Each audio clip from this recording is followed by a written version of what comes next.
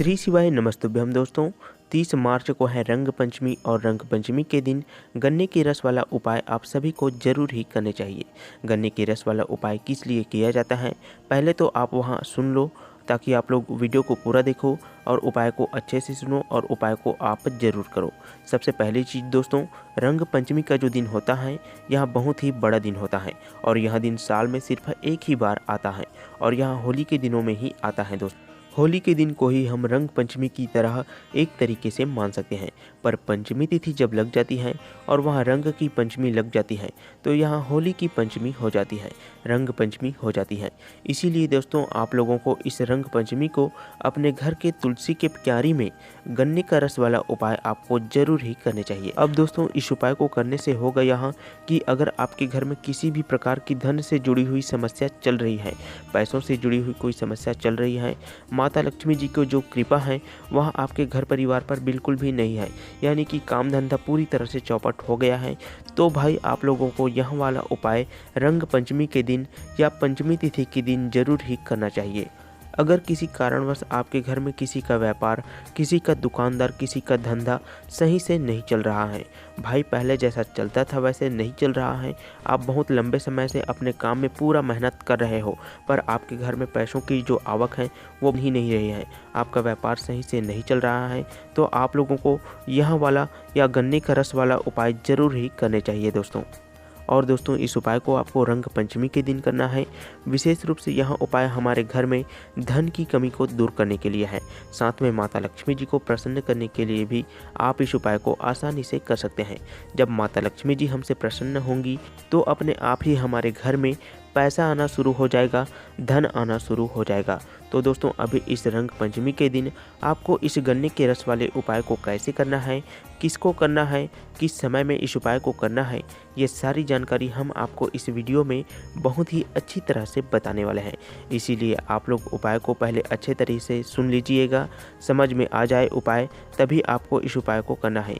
क्योंकि जब आप उपाय को सही तरीके से करते हो तभी आपका उपाय बहुत ही अच्छे तरीके से काम करता है। दोस्तों आप इस उपाय को एकदम आसानी से कर सकते हैं, क्योंकि अभी गर्मी का मौसम आ चुका है तो आपको गन्ने का रस भी आसानी से आपके आसपास में ही मिल जाएगा। और दोस्तों यह वाला जो उपाय है ना, यह गन्ने के रस के बगैर हो ही नहीं सकता है। दोस्तों इस उपाय को करने के लिए आपको अपने आसपास से जहाँ पर भी गन्ने का रस मिलता है उस जगह पर चले जाना है। उस गन्ने के रस वाले से आपको यह नहीं बोलना है कि हमें गन्ने का रस चाहिए, क्योंकि ऐसे में वह गन्ने का रस वाला उस गन्ने के रस में नींबू, मसाला, बर्फ़ मिला करके आपको देगा।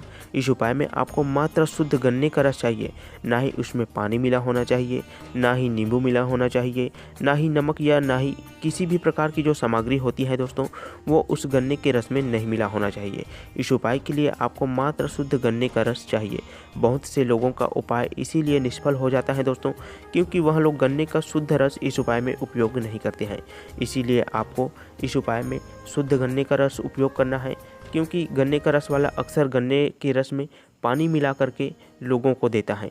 इसीलिए दोस्तों आपको इस उपाय में शुद्ध गन्ने का रस का उपयोग करना है। उस गन्ने के रस वाले से आपको बोलना है कि हमें शुद्ध गन्ने का रस चाहिए, भले ही आप थोड़ा से ज़्यादा पैसा ले लीजिए लेकिन हमें शुद्ध गन्ने का रस दे दीजिए। तो इस प्रकार से आपको शुद्ध गन्ने का रस मिल जाएगा और आपको इस उपाय के लिए मात्र 1 से 2 गिलास गन्ने का रस चाहिए। थोड़ा ज़्यादा मिल जाएगा तो और अच्छी बात है। जैसे ही आप लोगों को गन्ने का रस मिल जाता है और आप उस गन्ने के रस को घर लेकर के आ जाते हैं, उसके बाद में आपको अपनी शुद्धता का पूरा ध्यान रखना है। शुद्धता का मतलब है दोस्तों कि जैसे कि स्नान हो गया, साफ़ सुथरा वस्त्र पहन कर ही आप इस उपाय को कीजिएगा, क्योंकि आप लोग इस उपाय को माता लक्ष्मी जी को प्रसन्न करने के लिए कर रहे हो।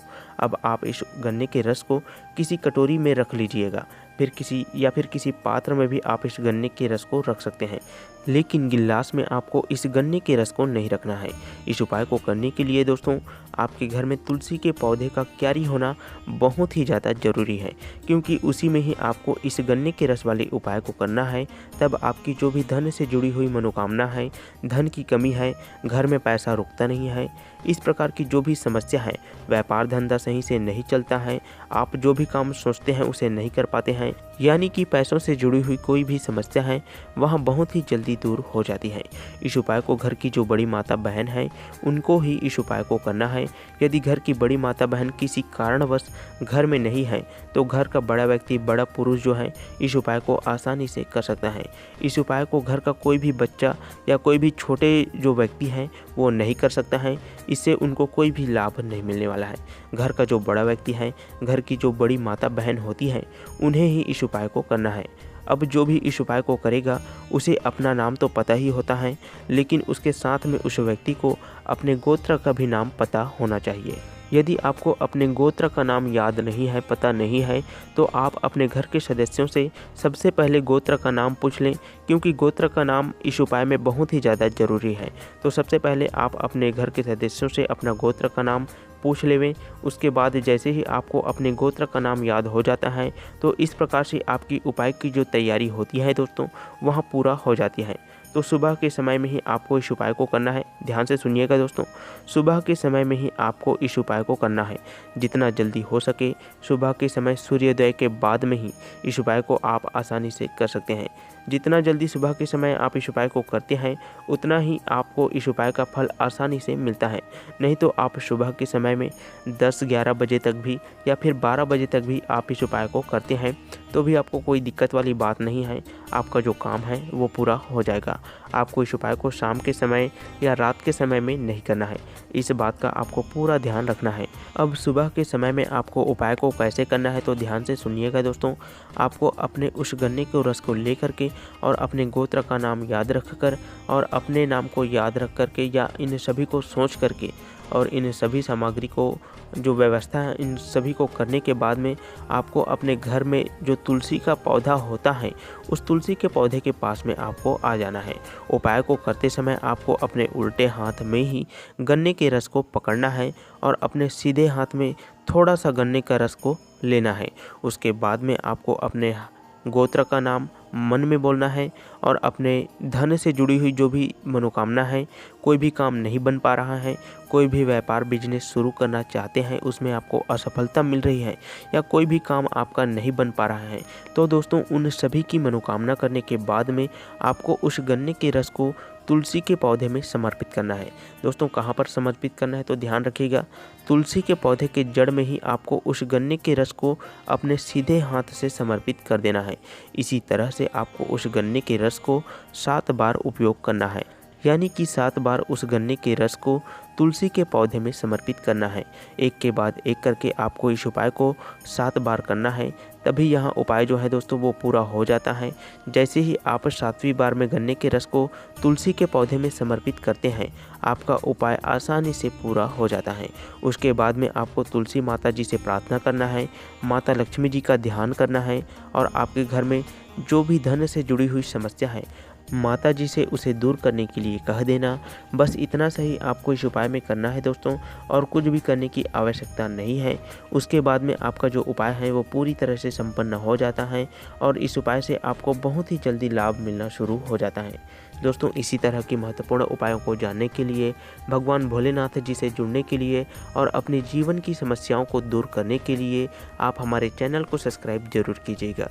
यदि आपको यह वीडियो अच्छी लगी हो, आपको उपाय अच्छे से समझ में आया हो, तो आप हमारे चैनल को सब्सक्राइब करने के साथ इस वीडियो को अपने दोस्तों के साथ शेयर जरूर कीजिएगा, ताकि उन्हें भी इस उपाय से लाभ मिलना शुरू हो जाए, वह भी इस उपाय को आसानी से कर सके। आप सभी को इसी के साथ श्री शिवाय नमस्तुभ्यम, हर हर महादेव। भगवान भोलेनाथ आपकी मनोकामनाओं को पूर्ण करें, आप जीवन में दिन दुगनी रात चौगुनी तरक्की करें। इसी के साथ दोस्तों, इसी मनोकामना के साथ भगवान से प्रार्थना करने के बाद इस वीडियो को मैं यहीं पर समाप्त करता हूँ।